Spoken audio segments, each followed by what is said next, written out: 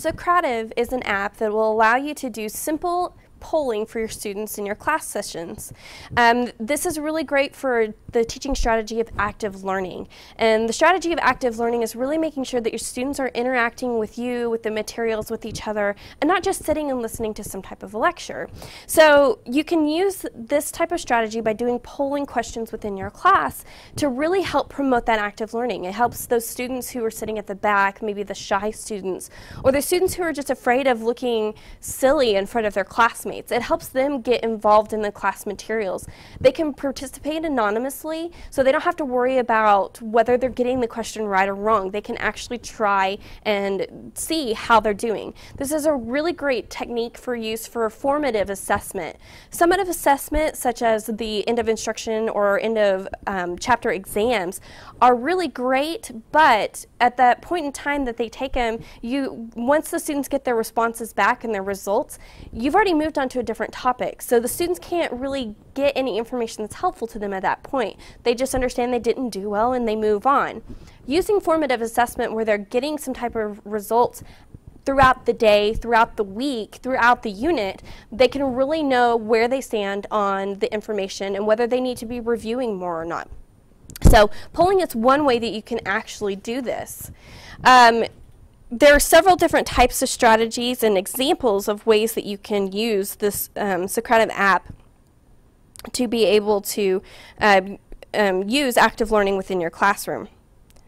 So the first example I have up here is for a math class. I can do a knowledge check at the beginning, middle, or end of class just to see how my students are doing. I can ask them to solve for X and give their responses.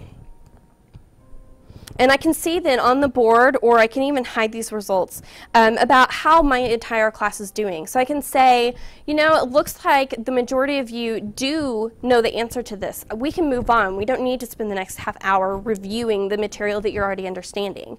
Or if I'm noticing that most of the class doesn't understand what we've been going over, we can stop and review it more if we need to make sure that we're using our time within our classroom wisely. It's also really great because this allows the students to know, looks like most of my friends understand this material, but I don't. I either need to read more, I need to talk to the teacher, or maybe I can learn from my friends who are getting the answers right, and so I can understand the material better.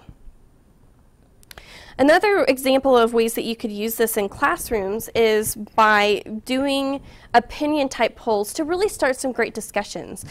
So for a history class, you could ask, in your opinion, what was the greatest contribution by Benjamin Franklin during his lifetime? And you can wait for the students to respond to this question and see what they say, maybe clarify some misconceptions, and really get the class started in a great discussion that's pertinent to your class session for the day.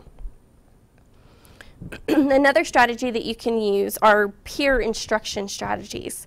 So possibly for a science classroom, you can say, what class does the water lily belong to? As the students respond, based on the responses to that question, you can say, okay, now what I want you to do is turn to your group members that you're sitting with, and I want you to talk to them about your response. Explain to them why you think that you're correct, and why they'll explain to you why they think they're correct, and come to a consensus about what the correct answer is for this question. After they've talked for a little while, I ask the exact same question to them again. And so in this case, again, what class does the water lily belong to? As they respond, this allows me to make adjustments and see that maybe the students are teaching each other. A lot of times you find that students can explain things to other students in a way that the teacher just can't. So you get that peer instruction, and you can use that to then fuel the discussion for the next question, to really gauge your material and see that you're moving on to the right types of material. Another example is to actually use it just to see as a quiz, maybe as some type of summative assessment. So for a language arts class, you could ask them the question, the central idea or message of a work is the tone, point of view, style, or theme. And then they can respond, and you can ask them a series of these questions just to gauge how well they're understanding the material. So this is really a great technique for bring your own device type of classrooms. The Socrative app is available both as a iPad app, as a Android device, and it's also got a web-based version of the app. So regardless of what type of device or smartphone that the students are bringing to the class session, they can participate in this type of active environment. The app itself is very easy to use. Once you create an account and you log in, you're given a room number, and that's what the students will use to join on the app or on the web interface. You give them that number and they put that in and they join the room. And then I can do things like I can prepare quizzes before time, so if I know specific questions that I want to ask my students during the class session, I can create a quiz to quickly have those questions available to me during the class session. But maybe I'm looking around the room and we're talking and I'm noticing some people are looking a little confused, but I'm not sure where the confusion lies. I can quickly ask a question on the fly without having to prepare anything beforehand and let the students give a true or false, multiple choice, or even short answer response to my questions. This type of strategy helps you meet the International Society for Technology and Education Standard number 2, which is to design and develop digital learning age assessments. And this is achieved as you design relevant learning experiences that incorporate digital tools and resources.